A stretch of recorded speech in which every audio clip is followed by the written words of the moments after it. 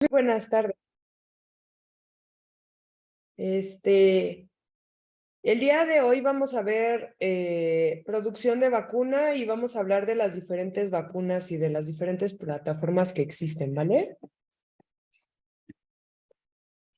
Entonces, bueno, eh, con el COVID pues tuvimos muchas controversias con las vacunas, ¿no? Había muchas personas que le temen a la vacunación, pero creo que es por un problema que existe con que no tienen la suficiente información para entender cómo funcionan. Entonces, esta clase, se va, se va a tratar de cuáles son las diferentes vacunas, cómo funcionan y hablaremos de forma muy general cómo es que se producen, ¿ok? Entonces, bueno, a mí me ha tocado escuchar que personal de salud tiene unas ideas un poco extrañas acerca de cómo funcionan las vacunas. Entonces, me parece muy importante que hablemos de cómo es el funcionamiento. Entonces, bueno, primero que nada, ¿alguien de ustedes sabe qué es una vacuna?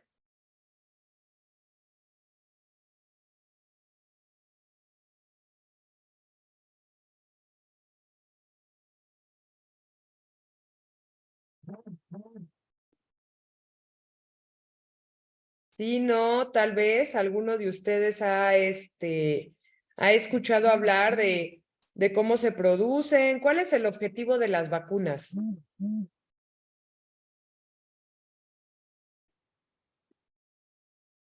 A ver, aquí tengo un comentario. Sí, o sea, dice Alejandro que el objetivo es crear anticuerpos. Y sí, ¿para qué queremos crear anticuerpos, chicos? ¿Alguno de ustedes sabe?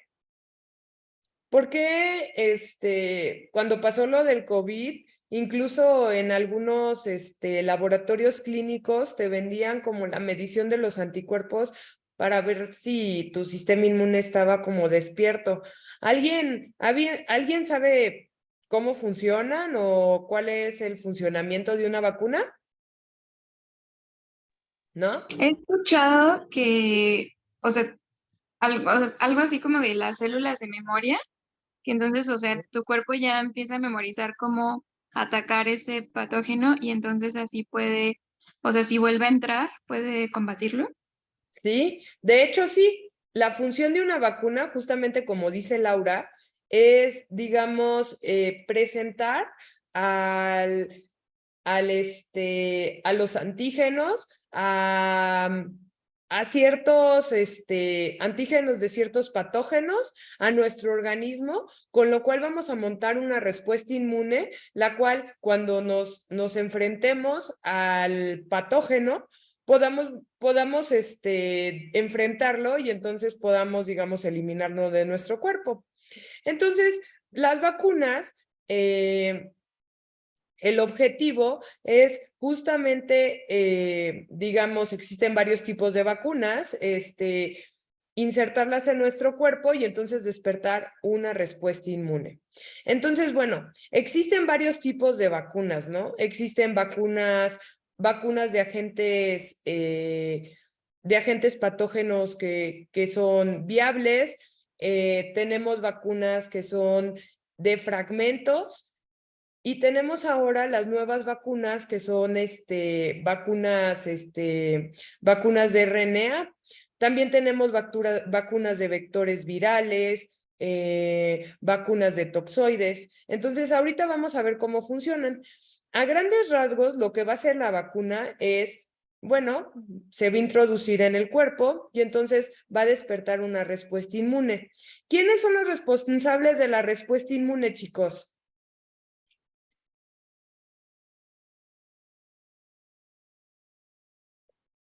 A ver, alguno de ustedes, ¿cómo se llaman esas células que están dentro de nuestra sangre que son las encargadas de generar una respuesta inmune?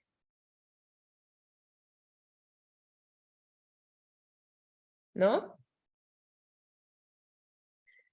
Bueno, A ver, miren, aquí sí tengo una respuesta. Sí, son los leucocitos, Susi. Justamente vamos a tener a estos leucocitos que van a despertar la respuesta inmune. Pero cuando nosotros hablamos de inmunidad, ¿qué pasa? No es que solamente estén los leucocitos, sino es digamos, un conjunto de células que forma todo nuestro sistema inmune. Primero vamos a tener vamos a tener la inmunidad innata. ¿Alguno de ustedes ha oído hablar de la inmunidad innata, chicos? ¿No? Bueno, la inmunidad innata sería como el primer frente con el cual nos protegemos. Y existen, digamos, bastantes mecanismos. Desde las lágrimas que tienen ciertas enzimas que pueden degradar a ciertas bacterias, al pH de nuestra boca, a nuestra función de barrera de nuestra piel, hasta unas células especializadas como pueden ser, por ejemplo, las natural killers o las células dendríticas. Esa sería parte de la inmunidad innata. Es una respuesta que no es específica, pero es muy importante porque esta va a despertar la respuesta adaptativa. ¿Cuál es la respuesta adaptativa? Bueno, pues esta es la respuesta que está dada por los leucocitos. Y entonces, ¿qué tipo de respuesta adaptativa existe? Existe una respuesta celular que va a ser esta respuesta que va a destruir al agente patógeno directamente y una respuesta humoral. La respuesta humoral es la respuesta de memoria. Y en esta respuesta humoral, lo que nosotros vamos a producir son anticuerpos. ¿Alguien sabe qué es un anticuerpo, chicos?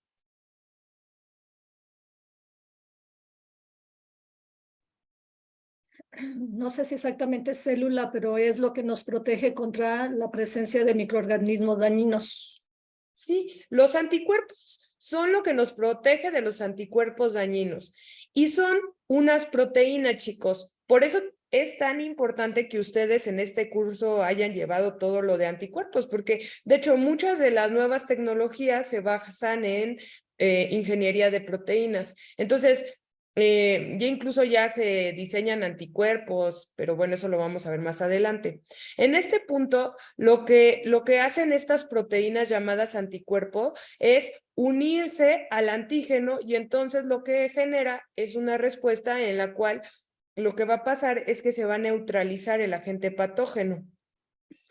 Entonces, bueno, muy bien. Entonces, ¿cómo van a funcionar las vacunas? Bueno, como ya les había dicho, la primera respuesta que debe de ocurrir es, digamos, la respuesta innata. Sin respuesta innata no hay respuesta adaptativa. La respuesta innata es, digamos, que la primer línea de defensa. Ya si nuestra respuesta innata no es capaz de controlar al agente patógeno, va a llamar por medio de citocinas a otras células. ¿Cuáles células? Bueno, pues van a ser los linfocitos T y vamos a tener CD4 y vamos a tener CD8.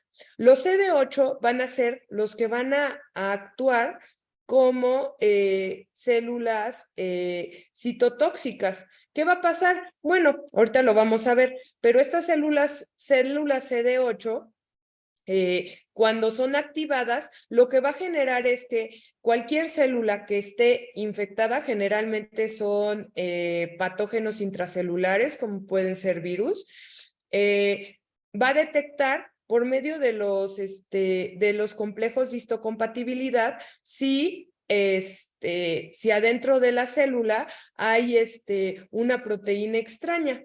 En dado caso de que haya una proteína extraña, lo que va a hacer CD8, que son estas células citotóxicas, lo que va a ser destruirla. Le va a inyectar una serie de proteínas que van a destruir la célula y entonces se va a destruir la célula infectada. En el caso de las células CD4, que son los linfocitos C, que les llaman T helpers, lo que va a generar es que va a presentar antígeno y entonces lo que va a hacer es que las células B, que son las células encargadas de producir anticuerpos, proliferen y posteriormente creen anticuerpos y creen, digamos, una respuesta de memoria. ¿Qué ocurre? ¿Qué es lo que hacen las vacunas? Bueno, activan la formación de anticuerpos mediante la sensibilización de las células B. ¿Qué ocurre? A partir de ese momento en el cual la célula B ya fue, digamos, madurada, ya va a generar anticuerpos. Claro, hay que decirlo. ¿Por qué las vacunas tienen esquema de vacunación? Algunos se ha preguntado por qué te la tienen que poner cada 6 meses, durante, no sé, te la tienen que poner 3 veces, o te tienen que hacer un esquema de vacunación un mes, luego otro mes y luego otro mes, ¿no? ¿Por qué ocurre eso? ¿Alguno de ustedes tiene idea por qué se hacen esos esquemas de vacunación? Porque tal vez alcanzan el máximo de su protección y después empieza a bajar. Sí, pues ¿qué es lo que se quiere con una vacuna? Lo que se requiere con una vacuna es generar estos anticuerpos y que esa respuesta quede, digamos que sea como constante a lo largo del tiempo, ¿ok? Hay muchas vacunas, por ejemplo, que pueden producir una respuesta que va a durar toda la vida. Por ejemplo, muchas de las vacunas que nos pusieron de chiquito duran toda la vida. O por ejemplo, la de la tuberculosis, que también nos la pusieron cuando éramos chiquitos. ¿Alguno de ustedes sabe cómo es ese esquema? ¿Sí o no? Bueno, a ver, miren, creo que aquí sí. No, dice ¿Todas las algo. vacunas? ¿De todas las vacunas o de algunas de ellas? No, pues por ejemplo, la de la tuberculosis, que es que no la, porque es la que nos ponen cuando somos chiquitos. Sí, esa es de toda la vida. Esa es de toda la vida. Y ahorita vamos a ver por qué es de toda la vida. Esa, por ejemplo, te ponen la primer vacuna y entonces luego te ponen la segunda y entonces, ¿qué te tiene que dar? El efecto de Koch, a donde lo que va a generar es como una tipo pústula que te va a dejar, que te va a dejar una cicatriz. De hecho, digamos que por ahí de los años 80 en varios países la dejaron de aplicar, pero ¿qué pasó con la epidemia de VIH? Bueno, pues muchas personas empezaron a morir de tuberculosis, pero aquí en México nunca se ha dejado de aplicar la de la tuberculosis. Entonces, si se fijan, casi todos tenemos esa vacuna. Entonces, bueno, ¿cuál es el objetivo de las vacunas, chicos? Bueno, el objetivo de las vacunas, pues vamos a decirlo, son varios, ¿no? Primero es la prevención, que sería a nivel individual. Luego, hacer que dentro de ciertas poblaciones haya prevención de ciertas enfermedades, luego una prevención global y luego una prevención transgeneracional. ¿Qué ocurre, por ejemplo? En estos momentos existen ciertas enfermedades que ya se han erradicado. ¿Qué quiere decir que se han erradicado, chicos? Pues que no están presentes en la población y esto es gracias a que ha habido campañas de vacunación muy fuerte a lo largo de todo el mundo. Por ejemplo, aquí les muestro una tabla al lado izquierdo donde se ven diferentes enfermedades, las cuales son, pues son comunes, ¿no? Y que que se han erradicado. Por ejemplo, la varicela ya se erradicó. La difteria, pues está casi al punto de erradicarse. También vean, por ejemplo, en este caso de la tosferina, pues no tanto. El polio, pues también al parecer ya se había erradicado, aunque ahorita vamos a hablar de eso, porque ahorita gracias a que han existido ciertos movimientos antivacunas, muchas personas no han vacunado a sus hijos y entonces muchas enfermedades que anteriormente se creían erradicadas han vuelto a aparecer. Entonces, bueno, existen muchas enfermedades las cuales ya tienen vacuna y son 100% prevenibles. Pero ¿qué ocurre? Estos movimientos antivacunas pues nos han venido a traer muchos problemas. ¿Por qué? Si ustedes se fijan que en esta pirámide, el mayor logro de la vacunación es hacer que ya no existan enfermedades y que haya una protección transgeneracional. Pero para que eso ocurra, necesitamos tener inmunidad comunitaria. ¿Alguno de ustedes ha oído hablar de la inmunidad comunitaria, la inmunidad de rebaño? ¿No? Sería o sea, que a todos nos vacunen y por eso ya tengamos todos como pues la misma inmunidad, ¿no? Sí. ¿Y cuál es el peligro de estos movimientos antivacuna? Para que exista una inmunidad de rebaño, nosotros tenemos que tener de un 75 a 95% de la población inmunizada. ¿Por qué? Bueno, ¿por qué no es el 100%? Porque no a todas las personas se les puede poner la vacuna. Pero, pues lo que se hace en las campañas de vacunación es generar, digamos, ayudar a que la gente o la mayor parte de la población esté vacunada para que aquellos que no se pueden vacunar sean protegidos. Es decir, en un caso en el cual, a pesar de que, por ejemplo, hay ciertos casos, hay personas que no se les pueden poner ciertas vacunas porque son vacunas inactivadas, son vacunas, digamos, de microorganismos atenuados, es decir, están vivos y, por ejemplo, en una persona que tiene su sistema inmunológico inmunocomprometido, ¿qué va a pasar? Bueno, pues probablemente si le pones esa vacuna, lo que va a ocurrir es que le haga algún daño. Entonces, ¿qué pasa? Lo que se debe de hacer es que toda persona la cual sí se pueda vacunar, se debe de vacunar. Pero con estos movimientos antivacunas, lo que ocurre es que no se cortan las redes de transmisión. Por ejemplo, en el caso donde el 75 al 95% de la población esté inmunizada, ¿qué va a pasar? Bueno, va a pasar que va a pasar que, por ejemplo, si se enferman, al final no van a poder transmitir. ¿Por qué? Porque las personas que están alrededor están vacunadas y entonces no van a ser vectores de transmisión. Pero si baja ese porcentaje de población inmunizada, va a haber un mayor riesgo. Va a haber un mayor riesgo de que se propague la enfermedad, con lo cual las personas se van a enfermar. De ahí la importancia de que si ustedes tienen hijos, les pongan todas las vacunas. ¿Por qué? ¿Qué está pasando ahorita con los movimientos antivacunas? Enfermedades que ya se habían erradicado por completo o que ya estaban al punto de la erradicación, con todos estos movimientos antivacunas ahorita volvieron a surgir. Mi mamá, por ejemplo, trabaja en un hospital pediátrico y a la par del COVID estaban teniendo problemas de sarampión y el problema fue porque ciertas personas no se vacunaron y entonces, como esto es una moda, empezaron a transmitir el sarampión.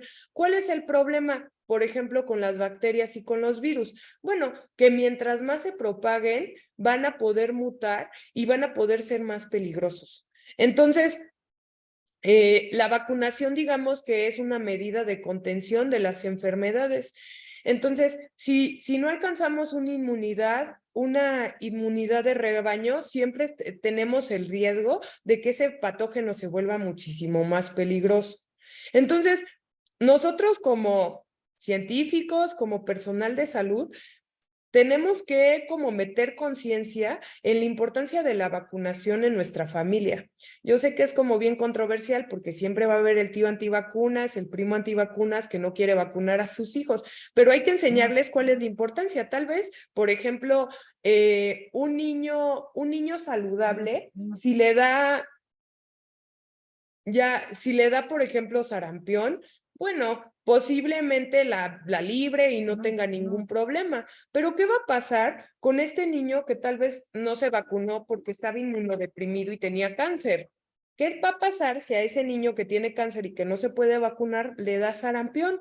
Bueno, pues posiblemente va a correr riesgo su vida y entonces se puede morir y puede tener complicaciones muy graves. Entonces, la vacunación digamos que es muy importante en la medicina preventiva, justamente para ayudar a que las personas no se enfermen y romper las cadenas de transmisión.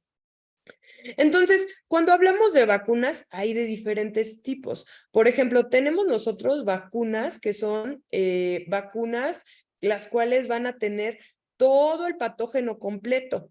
Vamos a tener aquellas que van a ser vacunas de todo el patógeno completo, pero hay unas que son vacunas inactivadas, es decir, al patógeno se le inactivó, ya no tiene esta capacidad de causar enfermedad. Y hay otras que se llaman vacunas, las vacunas que son de patógenos que están atenuados. Estas vacunas de patógenos atenuados son muy buenas. ¿Por qué? Porque despiertan al sistema inmunológico, o sea, lo hacen súper bien. Pero hay unas contradicciones. ¿Cuál sería la contradicción? De que, por ejemplo, si se pone una vacuna de un agente, de un patógeno atenuado, lo que podemos generar es que se revierta esta atenuación y cause la enfermedad en personas que están inmunocomprometidas. Entonces, ¿qué ocurre? Esta clase de vacunas están restringidas a ciertas poblaciones, no se pueden aplicar a todas. Por ejemplo, si todavía el sistema inmunológico no está bien desarrollado, si tenemos una persona que esté inmunodeprimido, ya sea con cáncer, desnutrición o tenga, por ejemplo, una enfermedad autoinmune y se le esté dando medicamento, digamos, inmunomodulador, puede ser que a estos pacientes no se les deba de vacunar con esta clase de vacunas. ¿Por qué? Porque puede ser que les cause la enfermedad. Luego tenemos otra clase de vacunas a donde lo que se hace es únicamente purificar los polisacáridos y ciertas proteínas conjugadas. Entonces, estas vacunas son vacunas que son muy seguras. Estas vacunas no van a causar enfermedad. Luego tenemos vacunas que son de toxoides. Un toxoide sería una toxina que es inactivada, pero a pesar de eso puede, digamos, producir una respuesta inmune de protección. El ejemplo típico de vacuna de toxoide es la vacuna de la tuberculosis. Luego tenemos vacunas que son de fragmentos, vacunas de fragmentos del patógeno. Aquí entran, por ejemplo, todas las vacunas recombinantes a donde nosotros vamos a tener vamos a sintetizar de forma artificial algunas de las proteínas o algunos de los elementos que despiertan el sistema inmunológico. Y bueno, hoy en día, con el COVID, hay que decirlo, el COVID solo las popularizó porque estas plataformas ya existían desde hace tiempo. Por ejemplo, ya tenemos vacunas como pueden ser las de los vectores virales, que ahorita se las voy a explicar, que es utilizar, digamos, las cápsides de ciertos virus y internalizarles el gen que codifica para alguna proteína que es altamente antigénica y entonces que puede despertar una respuesta inmune. O también tenemos estas vacunas de ácidos nucleicos, como la de Pfizer o la de Janssen, a donde lo que se hace es directamente inyectar el RNA mensajero. Y entonces, ¿qué va a pasar? Bueno, pues se va a traducir ese RNA mensajero y se va a producir dentro de la célula de la persona vacunada el antígeno con el cual pues se va a activar el sistema inmunológico.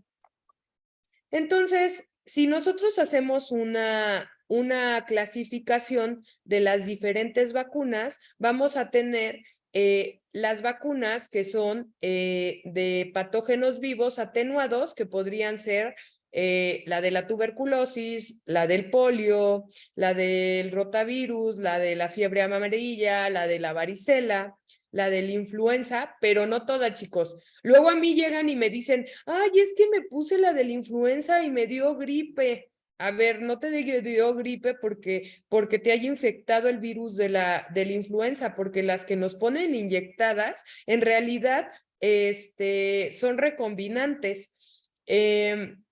La única vacuna la cual tiene organismos patógenos atenuados de la influenza es aquella que es por vía nasal.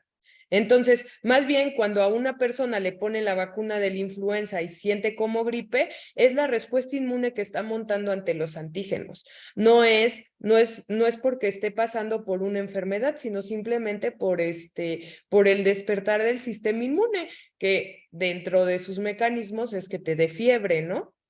Esto lo vimos todos cuando nos pusieron la vacuna del COVID. ¿El COVID es lo mismo? Sí.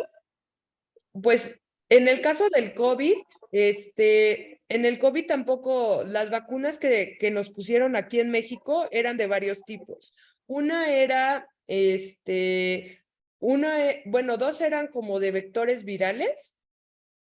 Entonces, estas vacunas de vectores virales no causan enfermedad, simplemente lo que hace el vector viral es como un caballito de Troya que mete a la célula la información genética que va a codificar que va a codificar el gen de interés y va a producir una cantidad extraordinaria de ese antígeno y entonces de esta forma montas respuesta. Entonces, sí, no hay infección con las respuestas del COVID, no hay infección con la vacuna del COVID. En el caso, por ejemplo, de la tuberculosis, si es algo, o sea, la vacuna BCG, sí no se le puede poner, por ejemplo, a alguien que esté inmunocomprometido. ¿Por qué? Porque si se le pone, posiblemente el bacilo de la tuberculosis despierte y entonces revierta su atenuación y entonces sí cause la enfermedad. Pero en el caso de la vacuna del COVID solamente era de vectores virales y de material genético. Entonces, en ningún punto estas dos tipos de vacunas va a causar infección, sino simplemente lo que está haciendo es prender el sistema inmune, pero sin infectar. Luego tenemos vacunas que están hechas a base de organismos patógenos inactivados. Entonces, estos organismos patógenos inactivados, lo que se hace es agarrar al patógeno y entonces, pues lo matas, pero lo inyectas totalmente. Entonces, ¿cuáles podrían ser estas vacunas? Bueno, tenemos la de la hepatitis A, tenemos la de influenza. ¿Ven por qué la de influenza no puede causar infección? Porque en realidad lo que se hace es agarrar el virus y lo que se hace es destruirlo. Entonces, sí te están, digamos, inyectando al virus, pero ya está totalmente inactivado y ya no puede producir infección. Claro que cuando te lo inyectan, ¿qué va a pasar? Pues va a despertar a tu sistema inmunológico y entonces va a haber fiebre, pero esta fiebre se va a deber no a la infección, sino a que se está activando el sistema inmune. Luego vamos a tener vacunas que son de subunidad y entonces en estas vacunas de subunidad vamos a tener, por ejemplo, la de Haemophilus influenza, vamos a tener, por ejemplo, la de la hepatitis, vamos a tener, por ejemplo, la de papilomavirus. La de papilomavirus lo que se hace es agarrar las proteínas de la cápside, que son estas proteínas que forman, pues, todo, digamos, de estructura que protege el material genético del virus del papiloma, pero están vacías. Entonces, únicamente lo que va a pasar es que tu cuerpo las va a reconocer y va a decir, estas proteínas no son mías, las voy a atacar, voy a montar respuesta y entonces de esta forma voy a generar una respuesta de memoria.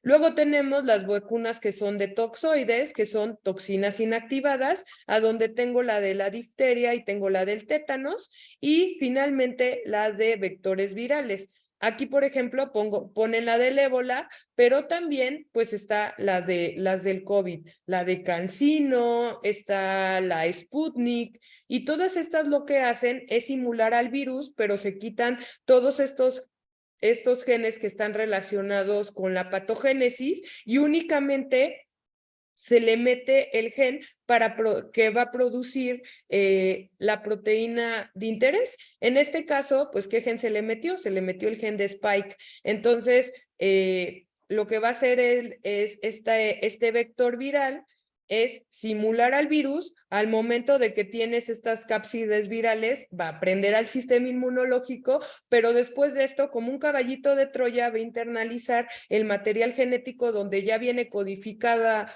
la proteína Spike. Y entonces, ¿qué va a hacer? Vas a empezar a producir tus células esta proteína Spike y de esta forma se va a despertar la respuesta inmune contra la proteína Spike. Y entonces eso va a montar respuesta.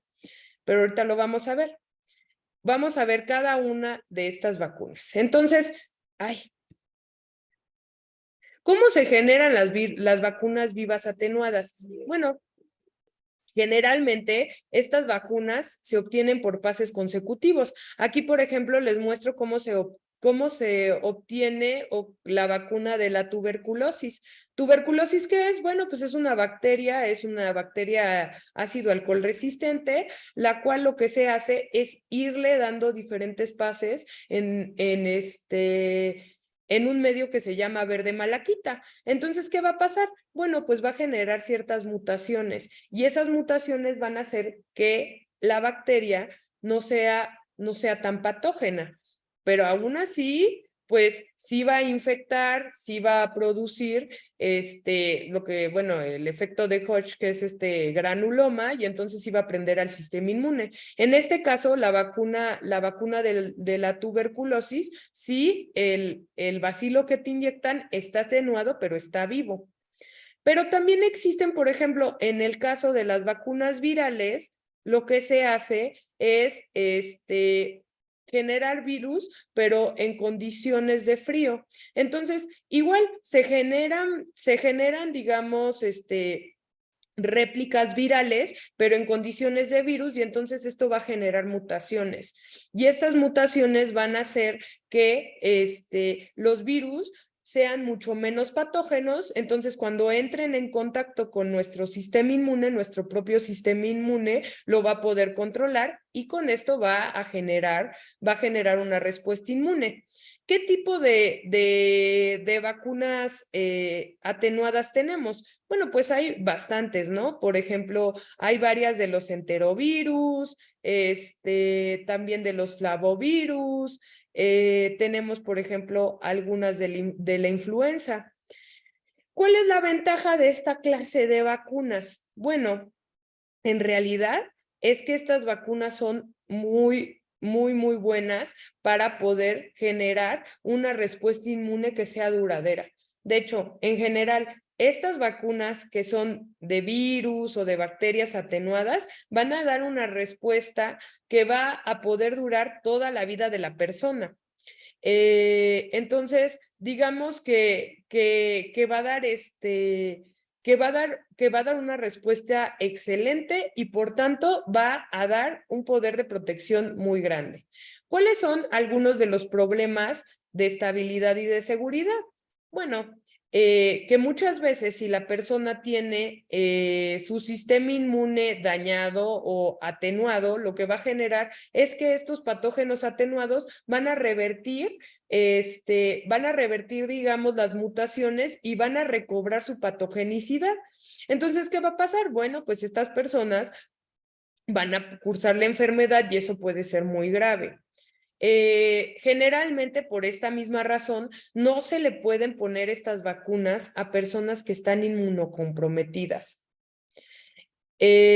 También hay otro problema. Debido a que este tipo de vacunas necesita que nosotros repliquemos a los virus, puede haber que se contaminen estos cultivos y esas contaminaciones pueden causar enfermedad.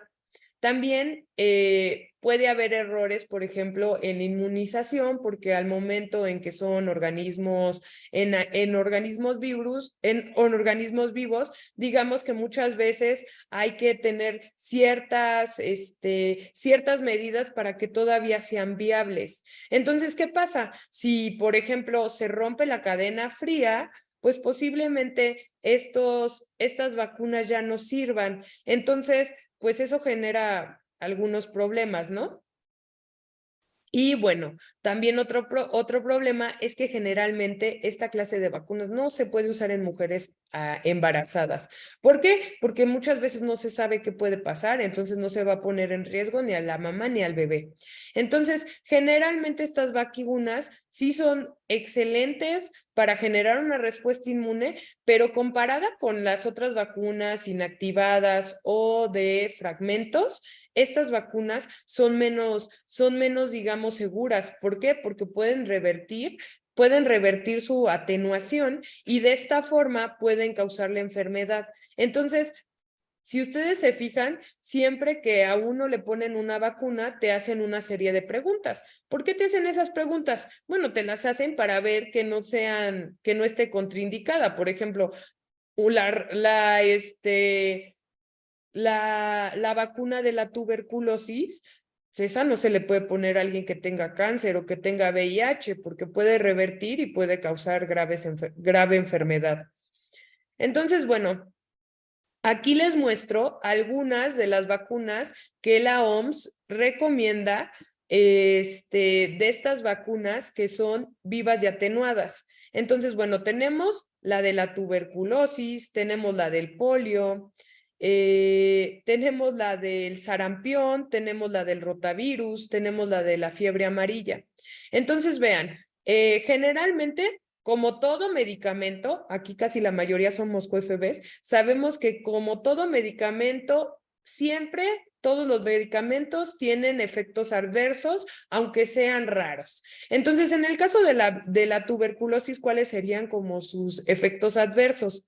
Bueno, primero, de que podemos tener una diseminación del bacilo BCG, que es el bacilo de la tuberculosis mutado, y entonces con esto pues puede causar pues enfermedad grave. ¿Qué tan común es? Es realmente muy grave, va de 1.56 a 4.26 por millón de dosis que se aplica. Generalmente no hay que poner esta vacuna si la persona está inmunocomprometida, pero si tiene comprometida su inmunidad celular. ¿Cuál es la inmunidad celular? Bueno, los conteos de CD8, chicos. También, ¿qué puede causar?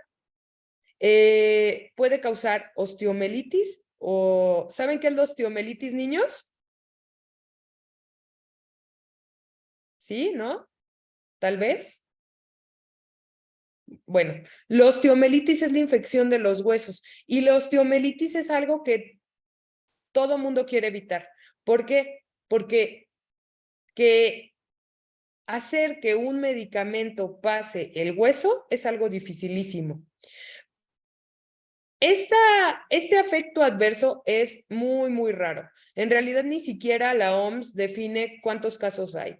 Entonces, se han reportado ciertos casos. Entonces, por esta razón, tenemos que evitar que la persona esté inmunocomprometida para poner la vacuna de la tuberculosis. Luego tenemos la vacuna del polio. Entonces, aquí, por ejemplo, digamos que esta puede estar asociada a la poliomielitis paralítica y de hecho es un efecto muy raro. Únicamente de 2 a 4 personas por millón de dosis se ha observado que puede tener este efecto secundario. Hubo un problema donde un lote de vacunas de polio estuvo dañado y entonces este lote de vacunas se aplicó a las personas y entonces empezaron a generar esta poliomielitis paralítica. ¿Qué pasó? Bueno, pues las personas empezaron a temer acerca de la vacuna del polio, pero en general es una vacuna que si la persona no está inmunocomprometida va a tener buenos resultados.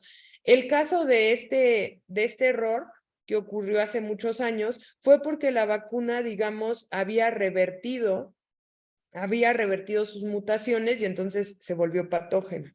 Pero en general, digamos que es una vacuna segura. Luego tenemos la de el sarampión. ¿Cuáles pueden ser sus eventos adversos?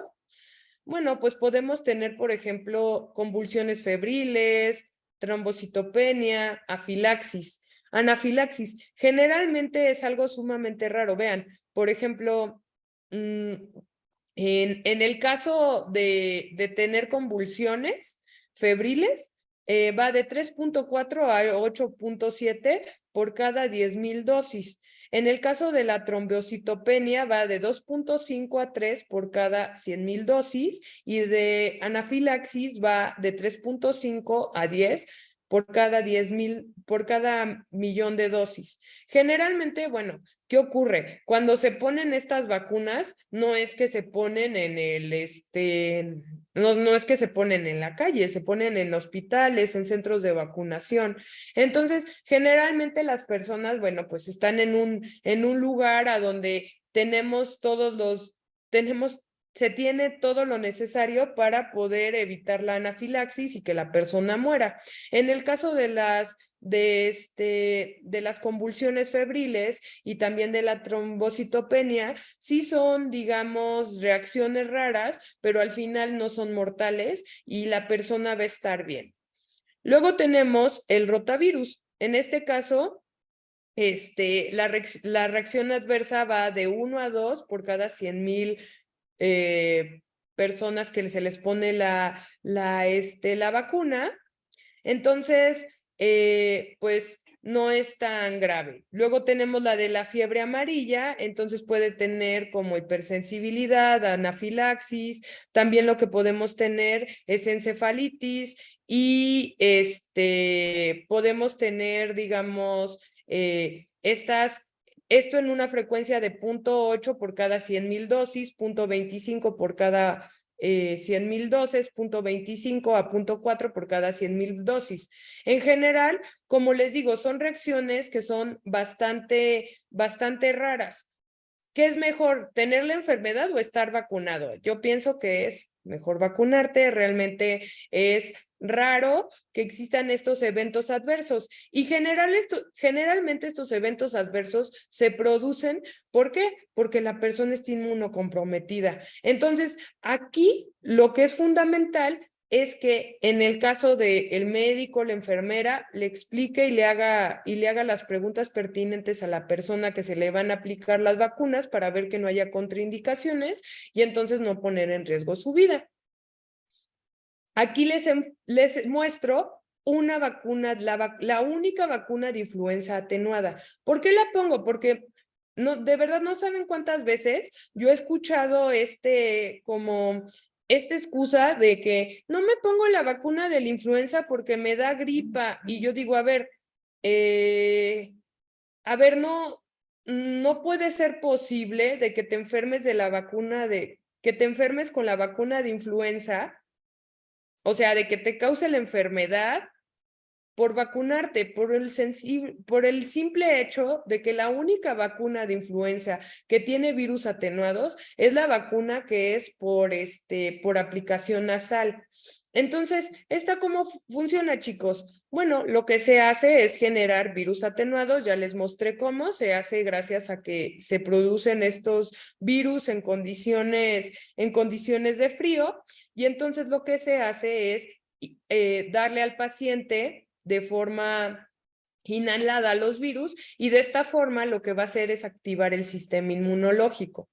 En el caso de las otras vacunas de influenza, las que son inyectadas, ¿qué tipo de vacunas son? Bueno, pues son vacunas inactivadas a donde lo que se hace es tener a los virus completos, atenuarlos, no atenuarlos, inactivarlos para que no puedan causar la enfermedad. Claro que te va a dar fiebre porque parte de que tu sistema inmune esté despierto es que te dé fiebre. O sea, la fiebre es parte de los mecanismos de nuestro sistema inmunológico para poder activar y generar todas las respuestas celulares que van a dar una respuesta de memoria. Así que cuando su tía, su abuelito, su mamá, su papá, porque mi papá, por ejemplo, siempre dice eso de, no me quiero vacunar de la influenza porque me enfermo, le vas a decir, pa, o sea, eso es imposible. No te están poniendo la vacuna inhalada. No te puede dar la enfermedad. Lo que tú estás viendo es que tu sistema inmune está trabajando y eso es algo bastante bueno. De hecho, habla de que tu sistema inmunológico está trabajando bien. Entonces, bueno, ahora vamos a hablar de las vacunas no vivas. Generalmente estas vacunas no vivas son las más seguras. Estas generalmente, pues, van a tener, no siempre van a inducir una buena respuesta inmune. ¿Por qué creen que en muchas ocasiones te tienen que poner 1 dosis, 2 dosis, 3 dosis, 4 dosis o cada año o cada 3 años? Bueno, es porque justamente al no ser patógenos que sean viables, ¿qué va a pasar? Bueno, pues van a ser menos eficientes para montar respuesta inmune. Entonces, generalmente van a tener, van a dar una respuesta inmune que a lo largo del tiempo se va a atenuar y luego va a decaer y luego ya no vas a tener protección. Entonces, eso es un problema. ¿Por qué es un problema, chicos? Bueno, porque implica más costo, implica de que a las personas se les esté vacunando periódicamente.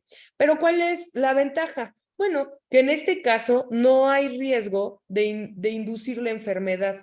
Entonces, cuando nosotros utilizamos vacunas no vivas, nunca vamos a poder ver que exista riesgo de producir la enfermedad.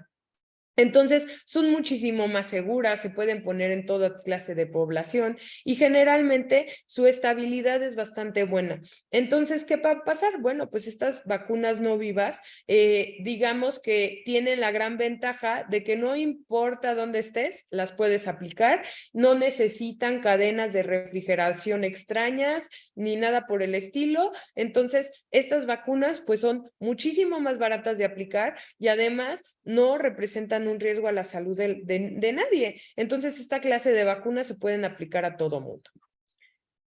Entonces, bueno, dentro de estas vacunas existen las vacunas inactivadas. Entonces, ¿qué vacunas inactivadas tenemos? Tenemos, por ejemplo, la vacuna de la rabia. Hoy en día ya la vacuna de la rabia ya es recombinante, pero anteriormente lo que se hacía era producir cultivos celulares de rabia y luego inactivarlos. Pero ¿esto qué tenía como consecuencia? Estos cultivos se hacían en ratones. Entonces, a los ratoncitos se les extraía el cerebro y se purificaban los virus de rabia. ¿Cuál era el problema? Bueno, de que muchas veces se venían impurezas de proteínas cerebrales del ratoncito que se parecían a las proteínas de nuestro cerebro. Entonces, vamos a decirlo así, tal vez si te ponían la vacuna una vez no iba a haber ningún problema, pero ya cuando te la ponían 2, 3 veces, ¿qué pasaba? Bueno, pues lo que pasaba era que montabas respuesta y entonces tenías una encefalitis, pero causada por la respuesta inmune gracias a la rabia. Hoy en día, ¿qué ocurre? Ya la vacuna de la rabia se hace recombinante, entonces ya no tenemos esa clase de problemas. También, por ejemplo, tenemos la vacuna de la hepatitis A, también es una vacuna que se hace de virus inactivado. También tenemos la vacuna del cólera, que también es una vacuna donde al vibrio cólera se obtiene, se purifica y luego se inactiva, es decir, se mata. Y entonces, estas vacunas inactivadas lo que van a generar, lo que vamos a hacer es tener al microorganismo enterito, todito, completito, pero ya está inactivado y no puede generar la enfermedad. Entonces, bueno, aquí tenemos de las que recomienda en el carnet oficial de la OMS, tenemos la de tosferina y tenemos también la vacuna inactivada del polio. Entonces, por ejemplo, en el caso de la vacuna inactivada del polio, no hay ningún efecto adverso o reacción adversa que se sepa. Entonces, por ejemplo, esta vacuna inactivada del polio evidentemente es muchísimo más segura que la otra. También tenemos la de la tosferina. En el caso, por ejemplo, ¿qué va a pasar? Bueno, si se fijan, la frecuencia es menos del 1%, y lo que podemos tener es como que los niños estén llorando mucho, o también tenemos que estos niños pueden generar algún cuadro en el cual se convulsionen, pero eso es algo súper raro. Y también podemos tener pues algunos episodios a donde tengan una respuesta hipotónica, es decir, que se pongan como flácidos, pero al final todos estos efectos secundarios no son graves, las personas al final van a estar bien. Luego tenemos dentro de las vacunas no vivas las vacunas de subunidad. ¿Cuáles serían estas? En este caso, en las vacunas de subunidad es tomar un elemento del agente patógeno, purificarlo y posteriormente aplicarlo a la persona. Entonces, bueno, en este caso, ¿cuáles son sus ventajas? Primero, que no van a tener estos problemas de que la persona desarrolle la enfermedad, son altamente estables y bueno, en este caso no van a dar tan buena respuesta inmune como pueden ser los organismos vivos. Y bueno, en este caso no siempre se garantiza que la respuesta que vamos a generar sea de memoria.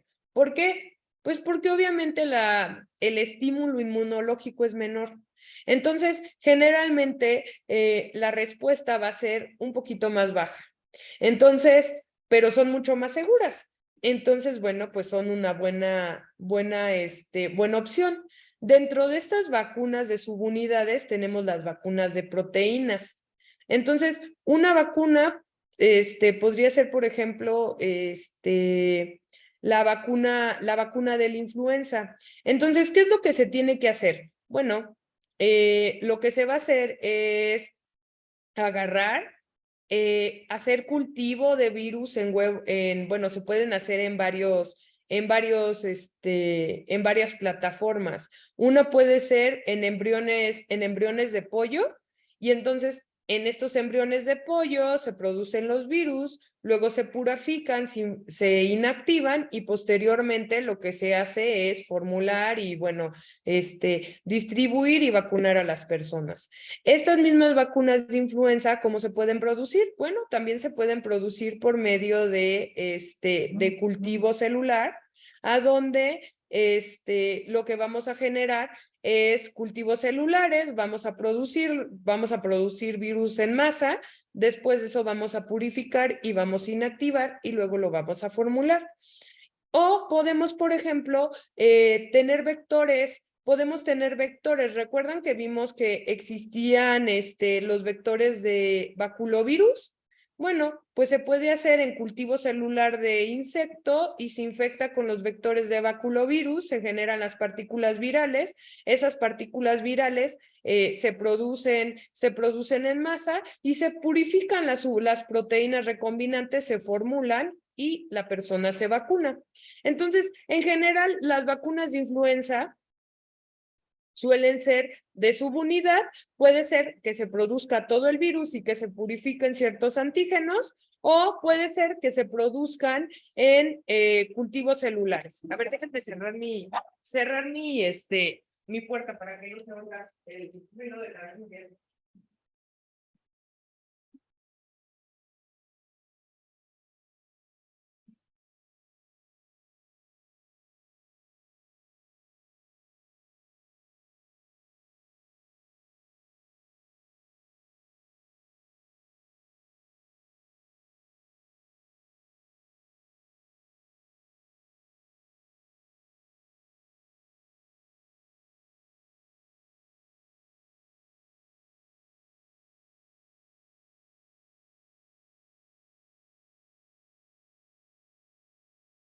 Ya, perdón, es que no se escucha muy feo.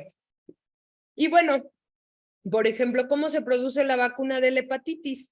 Bueno, nosotros vamos a tener, perdón, el virus de la hepatitis, entonces lo que se hace es aislar aquellos genes que van a codificar para los antígenos de superficie del virus, se van a insertar en un vector de levadura, se van a transformar las levaduras y en la levadura se va a generar esas proteínas virales de hepatitis B. ¿Qué vamos a hacer? Bueno, pues se van a purificar esas proteínas y eso va a ser el antígeno que se inyecta. Si se fijan, en este caso, pues partimos de proteínas recombinantes. Por eso tan importante que yo les diera primero toda esta parte de biología molecular, porque hoy en día muchas de las vacunas son recombinantes y muchas de estas vacunas llevan esta clase de tecnología, si no es que la mayoría. Por ejemplo, ¿qué ocurre en la vacuna de Plasmodium? Bueno, lo que se tiene que hacer es in vitro, puedes, por ejemplo, producir las proteínas de la cápside y entonces después lo que vas a hacer es generar, digamos, las VLPs. ¿Qué son las VLP, chicos? Pues son estas partículas virales. Estas partículas virales ya por sí mismas ya tienen, digamos que ya tienen la estructura para generar una respuesta inmune. Entonces, en general se pueden producir en el laboratorio, ya sea en cultivos de bacterias como es E. coli, en levadura, en insecto, en plantas, en células de mamíferos, aunque en general siempre va a ser en E. coli o en levadura. Realmente, lo que podemos hacer es luego estas VLPs también se les pueden poner algunos ácidos nucleicos y bueno, si se fijan, es producir estas cápsides de forma artificial.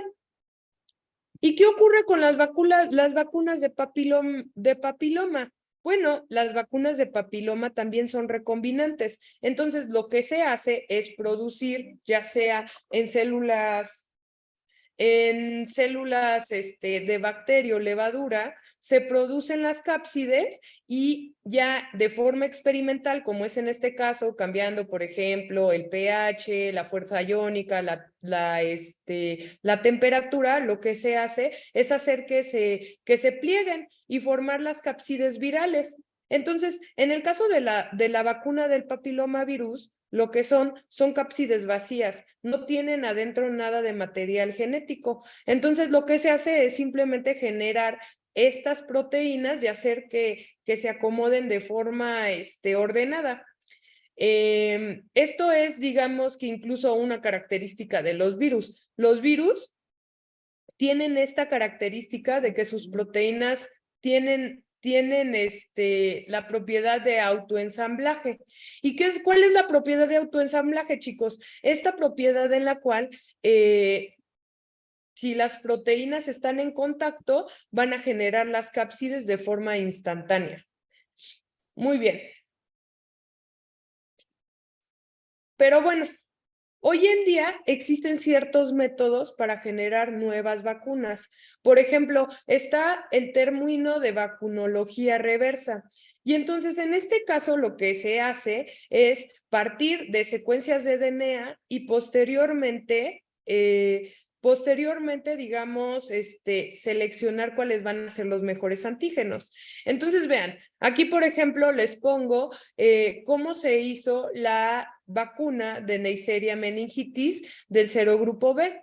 Entonces, lo que se hizo fue ir a la base de datos de secuencias de nucleótidos y se obtuvieron 2158 secuencias de Neisseria. de todo el genoma. A partir de eso, lo que se hizo fue predecir qué proteínas estaban relacionadas con proteínas de superficie. ¿Por qué? Porque generalmente las proteínas de superficie van a ser las proteínas que son más antigénicas y si uno, por ejemplo, bloquea la acción de estas proteínas, puede dar una respuesta protectora. Muy bien. A partir de eso se predijeron 600 diferentes proteínas de superficie. Después de eso, 350 de estas proteínas se purificaron y lo que se hizo fue hacer inmunizaciones en ratoncitos. De estas 350 proteínas, se encontraron 91, digamos, proteínas que sí estaban en la superficie y que sí daban una respuesta. Y después de eso, lo que se hizo fue ya probar si estas proteínas podían inducir anticuerpos, pero ya en pues sí, ya generan los anticuerpos y nos quedamos con 28. Al final de esas 28 proteínas, 3 fueron las que se seleccionaron, que dieron una mejor respuesta inmune, y entonces de esta forma ya se produjo la vacuna de Neisseria meningitidis, y todo vino a través de un estudio computacional. Muy bien. ¿Hasta aquí tienen preguntas, niños? ¿No? ¿Sí? ¿Todo bien? ¿Sí entendieron cómo es la vacuna, la vacunología reversa? Sí. Muy bien. Ahora, en el caso de las vacunas de toxoide, ¿qué es un toxoide? Bueno, pues el toxoide sería una toxina que se ha inactivado y ya no tiene su poder tóxico. Entonces, lo que se hace es modificar a la toxina de forma química, a donde lo que vamos a hacer es que esta toxina ya no sea tóxica. Entonces, pues esto se puede hacer generalmente con procesos químicos. Entonces, lo que va a ocurrir con los toxoides, y por lo cual es muy efectivo, es que generalmente van a tener la mayor parte de sus propiedades antigénicas y de su estructura. Entonces, vean, me gusta mucho esta imagen porque aunque está muy sencillita, muestra cómo la toxina que sí causa enfermedad tiene, digamos, su estructura, pero cuando ya lleva a cabo una modificación química, su estructura es muy similar, pero finalmente no va a producir el efecto tóxico. Entonces, ¿cuál es la ventaja de las vacunas de toxoide? Bueno, generalmente pues se necesita que estas vacunas tengan varias dosis y también se necesita que tengan adyuvantes. ¿Ustedes han oído hablar de los adyuvantes?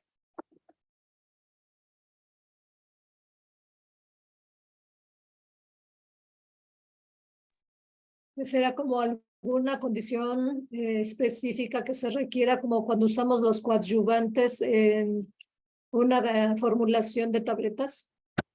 Pues los adyuvantes, en el caso de farmacia, lo que implica es que son, digamos, sustancias que van a hacer digamos que se despierte más el sistema inmunológico. Entonces, ¿qué pasa? Tal vez el toxoide no es suficientemente fuerte para poder despertar la respuesta inmune, pero lo que se hace es darle una ayudadita a nuestro sistema inmune. ¿Esto cómo se hace, chicos? Bueno, por ejemplo, muchas veces se utilizan lisados bacterianos que son altamente antigénicos. Entonces, ¿qué va a pasar? Nuestro sistema inmunológico dice, hey, eso es bacteria, hey, eso lo tengo que ir a atacar, hey, voy a generar inflamación. Entonces, ¿qué va a pasar? Bueno, pues todo el sistema inmunológico y todas las células inmunes van a ir a atacar el adyuvante y van a generar una respuesta inmune, pero en el camino van a ver al toxoide y entonces por consiguiente también van a montar respuesta contra el toxoide. Puede ser lisados bacterianos y también un ayudante muy común es el aluminio. ¿Cuáles son las ventajas de esta clase de vacunas? Bueno, generalmente son seguras, son estables y no van a causar la enfermedad. Generalmente van a dar, de verdad, muy rara vez van a tener reacciones sistémicas y generalmente se pueden mantener durante muchísimo tiempo. O sea, son muy buenas en cuanto a su perfil de estabilidad. No van a ser vacunas que se necesiten guardar de forma muy precisa y que si, por ejemplo, la cadena fría se rompió, ya se echaron a perder. En este caso, son vacunas que van a durar mucho tiempo. ¿Cuáles son las que la OMS tiene dentro de su esquema? Pues es la del tétanos y la de la difteria. Entonces, generalmente, ¿cuáles van a ser los problemas que pueden causar? Anafilaxia, pero vean, 1.6 por millón de dosis. En general es muy rara esta clase de reacción o dar digamos que, vamos a decirlo así, como convulsiones febriles, pero también es algo muy raro. Entonces, generalmente son vacunas muy seguras y son vacunas que son de muy fácil aplicación. Luego tenemos las vacunas conjugadas de polisacáridos. En este caso, como su nombre lo dice, son vacunas a donde lo que yo tengo que hacer es conjugar un polisacárido con otra molécula para que de esta forma yo pueda tener una mejor respuesta inmune. Entonces, lo primero que se tiene que hacer, pues, es preparar, en este caso, la más común es la de la Haemophilus influenza, que es esta bacteria. Lo que se hace es preparar, digamos, el cultivo de la bacteria. Después de eso, lo que se hace es la producción del polisacárido, se inactiva, se concentra, se precipita y luego este polisacárido se llevan ciertas reacciones químicas para modificarlo y después se le conjuga con ciertas proteínas. Al momento en que se conjuga con otras proteínas, lo que va a generar es que se va a volver muchísimo más antigénico. Entonces, ya cuando se conjuga, ya se purifica y pues ya se aplica la vacuna. Entonces, bueno, estas vacunas, pues generalmente, por ejemplo, la de Haemophilus influenza no es de que te la pongan una vez, te la tienen que poner varias veces. La cuestión al momento de que es una vacuna que es de polisacáridos, pues no va a despertar una respuesta por tanto tiempo. Pero bueno, de todas formas es una vacuna bastante segura y no tiene casi ningún problema. Hablando de los adyuvantes, ¿qué tipo de adyuvantes se pueden tener? Bueno, pues el más común es el aluminio, son los virosomas y también son paredes celulares de ciertas bacterias. Entonces, ¿qué va a pasar? A ver, aquí lo voy a poner porque lo voy a hacer más grande. Lo que va a pasar es que la vacuna siempre va a ser el antígeno y el adyuvante generalmente se utiliza cuando la respuesta que va a causar esta vacuna no es tan fuerte. Entonces, se va a depositar la vacuna y entonces, ¿qué va a pasar? Bueno, pues este adyuvante generalmente es altamente antigénico. Entonces, va a empezar a haber una señalización de todas nuestras células inmunes, van a segregar citocinas, quimiosinas y se va a reclutar todo el sistema inmune.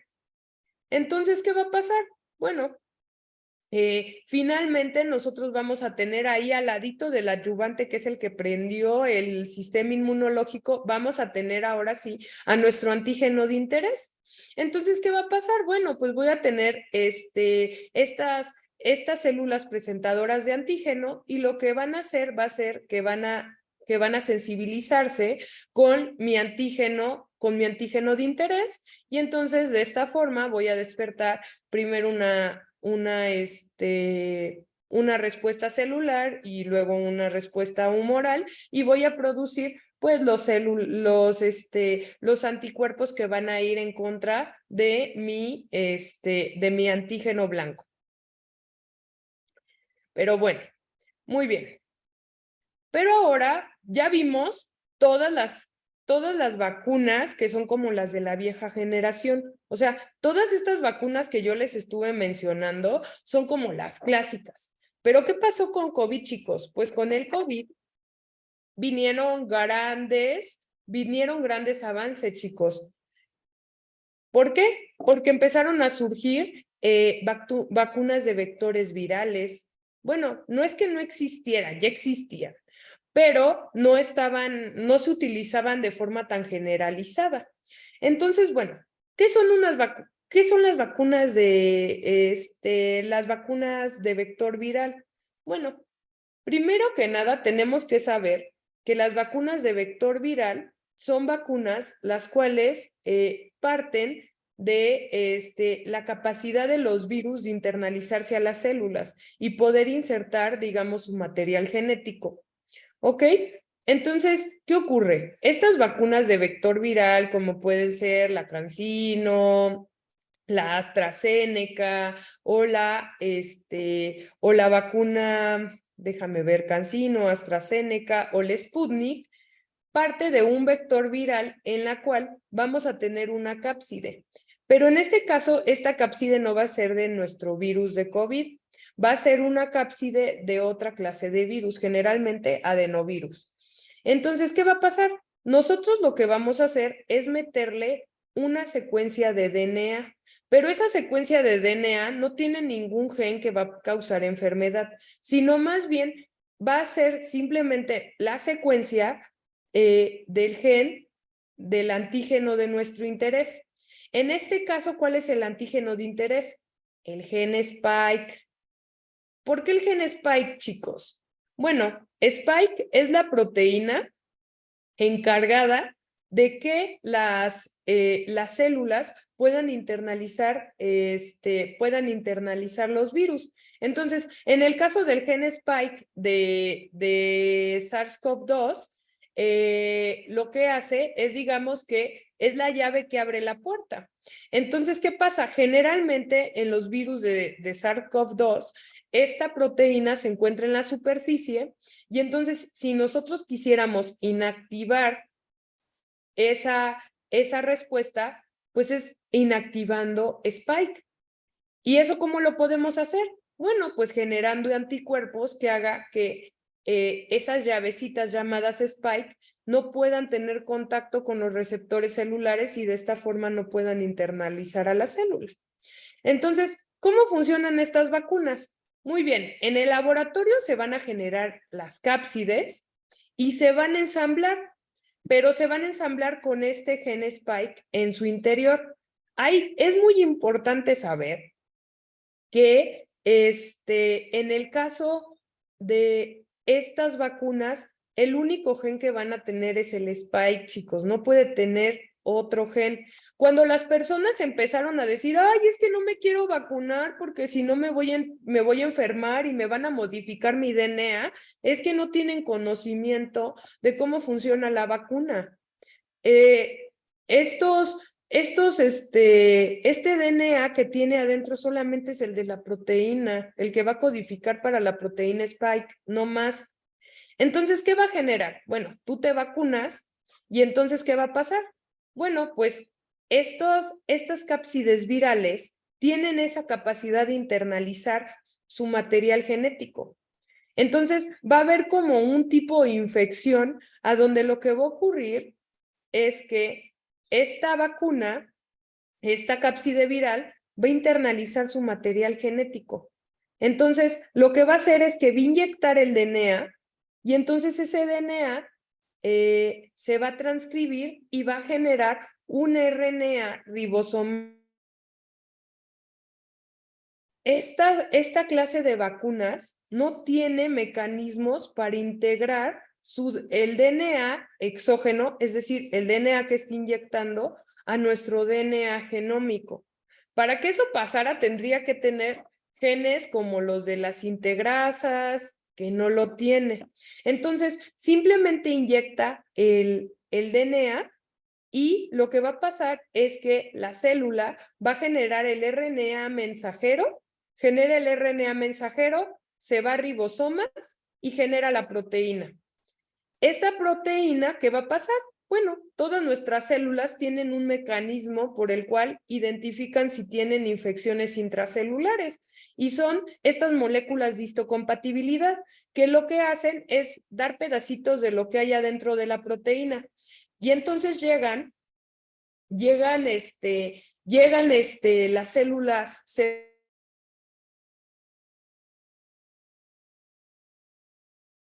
es proteína de nosotros. Ah, no te mato. Pero ¿qué pasa cuando ponen una proteína que nuestro cuerpo identifica como extraña? Ahí dice, ahí está la molécula de histocompatibilidad con su proteína extraña. Dice CD8, esta proteína no es mía.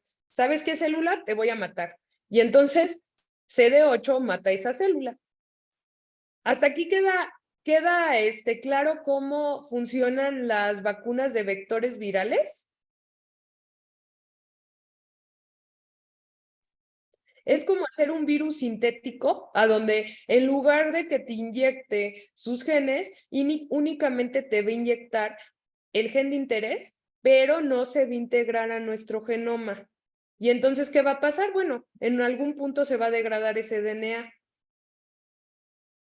Entonces, las personas que creen que ponerse vacunas de vectores virales va a afectar su DNA, es que no entienden cómo funciona, chicos. Y tal vez es como que ustedes pues, le pueden decir a sus familiares, no, pues no te mortifiques, o sea, no va a pasar nada. Simplemente el vector viral se utiliza para poder meter, digamos, el gen de Spike. ¿Y saben por qué se utilizó esta técnica? Porque generar la proteína Spike en el laboratorio de forma artificial es muy difícil. ¿Por qué? Porque no se pliega de forma correcta y si no tiene el plegamiento adecuado, no va a generar la respuesta inmune deseada. Entonces, si tú generas en cambio la proteína en el interior de la célula, se va a plegar bien y entonces vas a poder tener una mejor respuesta. Y bueno, la vacuna del COVID no fue la primera que utilizó esta clase de vectores virales. La primera fue la del ébola. Entonces, ya se había probado con éxito que estos vectores virales funcionaban. Entonces, vean. Luego tenemos estas vacunas de DNA. Entonces, bueno, ¿qué es lo que se hace con estas vacunas de DNA? Al final, sí se hicieron varios estudios a donde con las vacunas de COVID, con vacunas de DNA, pero estos no fueron las que, digamos, las más eficientes.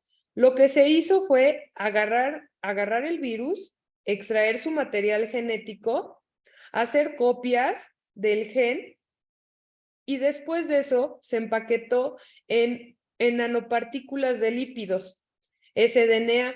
Ese DNA, ¿después qué pasó? Bueno, pues se inyectó, chicos. Entonces, cuando se inyectó, lo que pasó es que este DNA se introdujo en la célula y después llegó al núcleo. Después se transcribió, generó un mRNA mensajero, el mRNA mensajero viajó a los ribosomas y produjo la proteína Spike. Tan, tan, no hubo más. Luego tenemos las vacunas de RNA. A mí cuando la gente dice, ay, es que no me puse la vacuna de RNA porque va a modificar mi ADN, todavía la de DNA, pues pienso, bueno, todavía tiene que entrar al núcleo. Pero en el caso de las vacunas de mRNA no tiene sentido que la gente tema. ¿Por qué? Porque lo que se hace con estas vacunas de RNA es poner el mRNA ya listo para que se transcriba. Y lo que se hace es ponerlas en liposomas. Entonces, lo que se hace, pues, es inyectarlo y este mRNA mensajero, pues, se va a integrar en la célula y entonces, ¿qué va a generar? Bueno, pues se va a traducir, chicos. Literal, solo se traduce y va a generar la proteína Spike y esta proteína spike, al momento en la cual las moléculas de histocompatibilidad presentando antígeno, va a despertar una respuesta inmune y lo que va a generar va a ser anticuerpos y de esta forma va a generar una respuesta inmunológica. Entonces, cuando la gente dice, ay, es que si me vacunan con la vacuna de RNA va a modificar mi DNA, es como que, oye, ni siquiera sabes cuál es el flujo de información, ni siquiera entra a núcleo, se queda en el citoplasma, va a llegar directamente y se va a ir a ribosomas y a partir de ribosomas va a traducir y va a generar la proteína. Y de hecho estas vacunas son bastante efectivas. ¿Por qué, chicos? Porque la cantidad de mRNA que se inyecta es tremendo. Entonces, las células van a estar llenas de esta proteína spike y entonces va a ayudar a que se despierte muchísimo más rápido el sistema inmunológico y que sea muchísimo más eficaz. Y eso lo vimos al momento de las vacunaciones. ¿Cuáles fueron las vacunas más eficientes? Bueno, pues fueron las vacunas, por ejemplo, de mRNA y después las de vector viral. Ya las otras vacunas, por ejemplo, había una que era de la India, que era como inactivada. Pues esas vacunas no eran tan eficientes, chicos. O incluso la vacuna de CanSino, no, bueno, sí, la vacuna de CanSino sí más o menos era eficiente, pero había una hindú que digamos que no despertaba también el sistema inmunológico. ¿Cuáles serían las ventajas y desventajas de esta clase de vacunas? En el caso, por ejemplo, de las vacunas de mRNA, son sumamente eficientes para despertar el sistema inmunológico, pero su desventaja es que necesitan ultracongelación. ¿Alguno de ustedes ha oído hablar de los ultracongeladores? Sí, ¿A qué temperatura está un ultracongelador, Silvia? menos 100, 120, menos 100, menos 120, menos 80 por ahí. Sí, como generalmente es menos 80. O sea, los que yo he visto en los laboratorios es menos 80. Y generalmente se utilizan porque a esa temperatura no se descomponen los mRNAs. Pero se imaginan en México, a donde hace mucho calor y a donde no hay tanto dinero, tener ultracongeladores para las vacunas, pues está un poco difícil, chicos. Pero una ventaja que da esta clase de vacunas es que, por ejemplo, en el caso del COVID, ¿qué pasó? Han existido un montón de diferentes cepas. ¿Por qué? Porque este virus se sigue replicando y sigue modificándose y se sigue adaptando y incluso hay una respuesta adaptativa la cual es de escape, ¿no? Entonces, ¿qué pasa con esta clase de vacunas? Bueno, pues de forma muy fácil en el laboratorio se puede modificar este mRNA y se le mete las mutaciones y entonces la vacuna sigue siendo eficiente. Eso también ocurre con las de vector viral. Pero en el caso de las de vector viral tiene un pequeño problemita. Por ejemplo, al momento en que las partículas virales del vector son generalmente adenovirus, los adenovirus, ¿qué clase de enfermedad causan, niños? ¿Alguien sabe?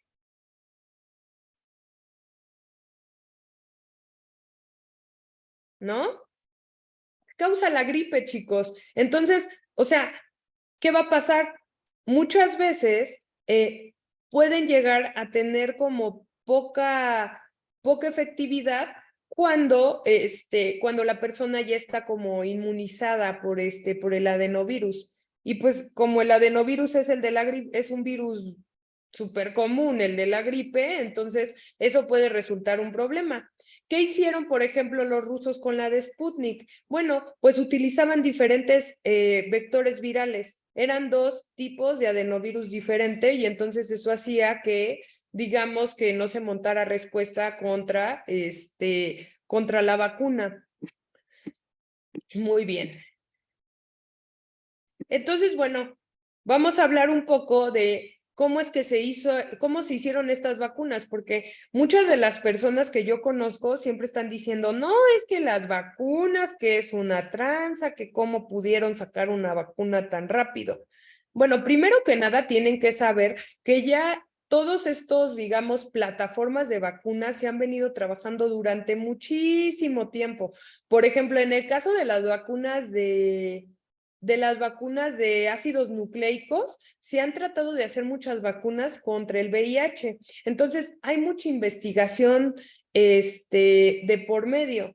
Entonces, ya se han probado. De hecho, ahorita a la fecha hay un estudio fase 3 que está, donde México está participando, donde se está probando con una vacuna del VIH. También hay otra cosa de que justo la información es como acumulativa, ¿no? Entonces no es de que se haya partido de cero, chicos, simplemente ya hay bastantes experiencias. En el caso, por ejemplo, de las vacunas de vectores virales, ¿qué pasa? Ya se había visto que los vectores virales eran, digamos, eran muy eficientes en el caso de la generación de la vacuna del ébola. Entonces, pues eso ayudó bastante. Luego, lo segundo, todos los gobiernos se unieron para poder generar las vacunas. ¿Cuánto dinero se dio para generar las diferentes vacunas? ¿Cuánto subsidio se dio? Entonces, eso también hizo la diferencia, porque ¿qué ocurre? ¿Qué ocurre cuando se va a generar una nueva vacuna? Bueno, no todo el mundo está dispuesto a cooperar para generar la vacuna, pero como fue una emergencia global, todos los gobiernos dieron muchísimo dinero para que se desarrollara. Pero bueno, vamos a hablar de cómo son las fases, las fases para que una vacuna salga a circulación. En general, vamos a tener 4 diferentes fases, chicos. Entonces, la fase 1 va a ser la fase en la cual se va a ver la seguridad y también se va a ver la inmunogenicidad, es decir, vamos a ver si produce una respuesta inmune. En este caso, vamos a tener muy poquita muestra, van a ser de 10 a 100 pacientes y aquí no se va a ver en realidad la eficiencia, solamente se evalúa seguridad. Luego en la fase 2 lo que se va a monitorear, se va a seguir monitoreando la seguridad y se va a monitorear los efectos secundarios. En este caso, ya cuando entramos en una fase 2, lo que vamos a ver es, vamos a modular la respuesta inmune y también se va a determinar cuál es la mejor dosis. Y también cuál va a ser el esquema de vacunación. En este caso, necesitamos de 100 a 1000 personas. Posteriormente viene la fase 3. En este caso, la fase 3 ya se hace con una mayor cantidad de personas y en este caso lo que se va a buscar es tener una población muchísimo más heterogénea y vamos a seguir por muchísimo más tiempo a las personas para observar si existen efectos secundarios. ¿Qué va a pasar? Al igual que en los medicamentos, como lo vimos en las clases anteriores, lo que van a hacer las personas que están desarrollando la vacuna es dar toda esta información a las autoridades sanitarias. Entonces, las autoridades sanitarias van a evaluar si toda la evidencia es suficiente para que sea aprobado esta nueva vacuna y entonces se aplique y en población abierta. Y luego tenemos nuestra fase 4, que es la de farmacovigilancia, a donde ya no vamos a poder controlar nada, ya se le va a poner la vacuna a una población bastante heterogénea y se van a poder ver efectos secundarios raros, ¿ok? Entonces, es muy importante que ustedes sepan cómo se aprueban las vacunas, porque muchas personas decían, no, pero es que ¿cómo es posible? ¿Cómo es posible, no? O sea, muchas personas a mí me decían, no me quiero vacunar porque ¿cómo es posible que hicieron tan rápido todo? ¿Y cómo es posible? Ni siquiera le han hecho las fases. Bueno, para que llegue a estar en COFEPRIS, EMA, FDA, tienen que tener todas estas fases resueltas, chicos, y se tiene que demostrar que todo marcha bien.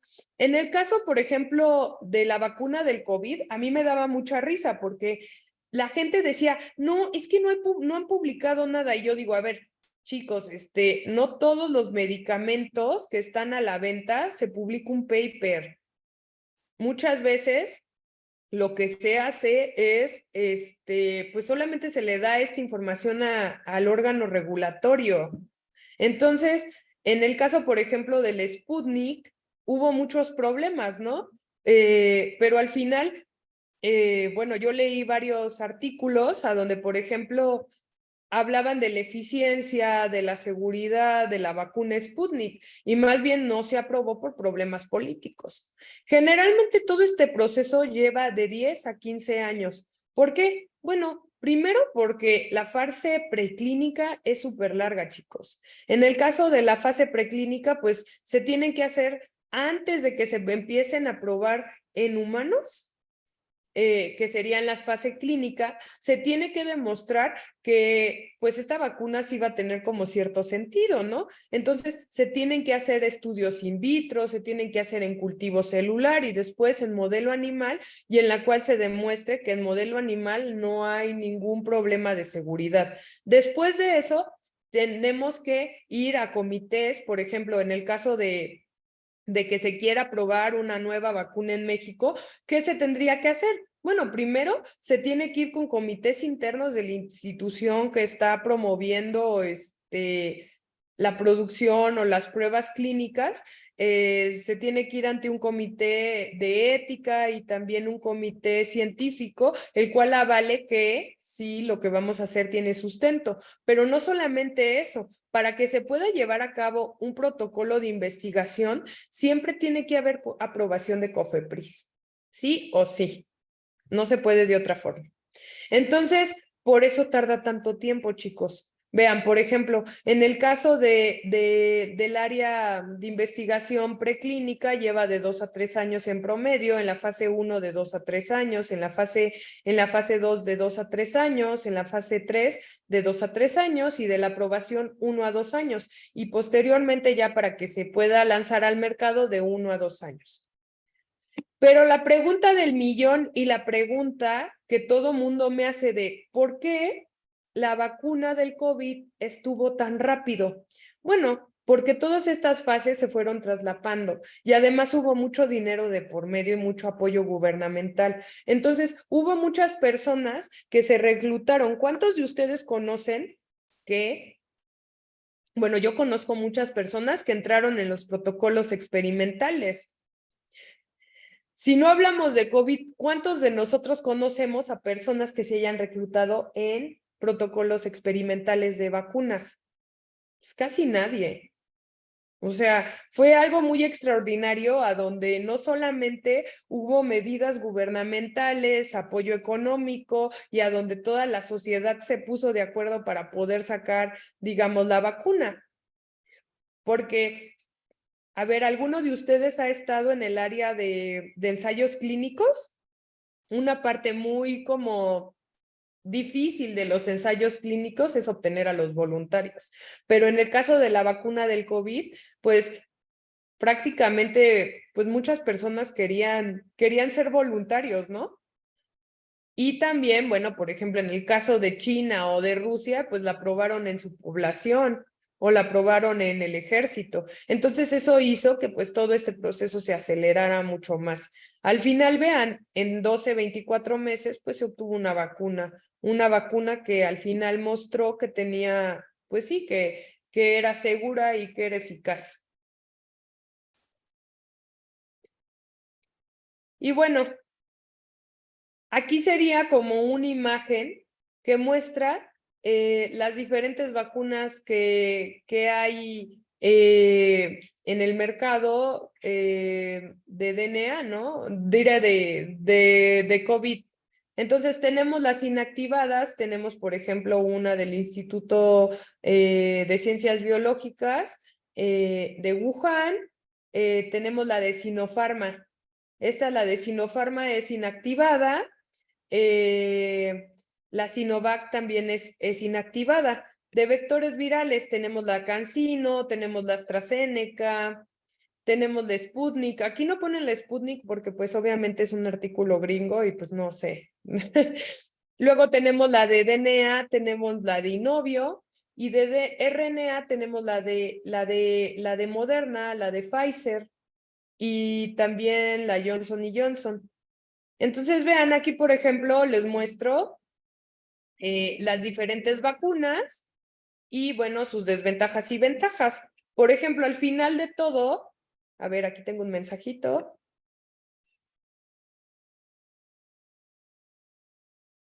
Sí, justamente, Alma tiene mucha razón. ¿Cuál fue una de las razones por las cuales todo mundo decidió poner en marcha y dar mucho dinero? ¿Por buenos los gobiernos? Pues no, porque ya todo el mundo queríamos regresar a la normalidad. ¿Y por qué? Porque evidentemente tener a todo mundo confinado implica un paro económico muy grande. Lo hemos vivido. ¿Cómo fue la crisis después de la pandemia? ¿O cómo está siendo? Vean cómo quedó Estados Unidos, cómo quedó todo. O sea, hubo mucha crisis humanitaria, hubo mucha crisis social. Entonces, la única forma de reactivar la economía es generando una vacuna para que la gente no se muera. Porque, ¿qué pasó antes de la vacuna, chicos? ¿A ustedes les tocó que algún familiar se enfermara sin que hubiera vacuna? O sea, a mí sí y fue muy grave, pero ya después de la vacuna, pues bueno, yo por ejemplo me enfermé, bueno, toda mi familia se enfermó, pero ya después de la vacuna, pues obviamente, pues sí teníamos los síntomas y nos sentimos mal, pero pues fue como leve, ¿no? Nadie murió. Pero ¿cuántas personas murieron a causa del COVID? Muchísimas. Entonces, pues esos eran, o sea, esas pérdidas de vida y ese problema de salud, aunque al gobierno realmente no le importa la vida de la gente, pero sí le importa la economía y sí le importa el dinero. Entonces, pues obviamente ya querían que las personas ya saliéramos de este trance del COVID y volviéramos a nuestra vida real, ¿no? Al final de todas las vacunas, las más eficientes, pues fue la de Moderna, fue la de Pfizer y la AstraZeneca, y aquí no ponen la Sputnik, no sé por qué, pero bueno, sí sé por qué. Sí sé por qué, pero no la ponen, pero también la Sputnik, hay varios artículos que hablan de que tenía gran eficiencia. Entonces, al final, las vacunas que generaron mayor, digamos, mayor respuesta inmune fueron las de nueva generación, las que son vacunas de vectores virales y de RNA. Y entonces, esto yo creo que va a ser un parteaguas para las nuevas vacunas. Y va a haber nuevas vacunas de RNA, y va a haber nuevas vacunas de vectores virales que, bueno, van a solucionar muchos problemas de salud pública. A ver, ¿alguno de ustedes tiene dudas, comentarios, niños? No. Bueno, ¿qué vamos a ver la próxima clase, niños? Ay, a ver, miren, aquí yo tengo. A mí me gusta mucho esta clase de vacunas. Es como muy interesante, como dice Anaís. Lo que vamos a ver la próxima clase va a ser terapia génica, ¿vale? Entonces, pues nos vemos. Sí, además, o sea, es que es una aplicación real y además aquí yo siempre les pongo esto, ¿no? O sea, yo les digo, ay, no, a mí me daba risa escuchar todas las cosas tremendas que la gente decía y muchas veces, ¿saben? Es como bien impactante, no sé si aquí haya médicos. Sí, es bien impactante, pero luego los médicos malinformaban a la gente y yo decía, pero ¿cómo? Pero si son médicos, deberían de saber. Entonces ya ustedes pueden propagar esta información con su familia. Vamos a ver, Yajaira, terapia génica, la próxima clase. Entonces, nos vemos el jueves, chicos. Pórtense bien, por favor, y nos vemos el jueves. Muchas gracias. Hasta luego. Gracias. Nos vemos. Bye. Hasta luego.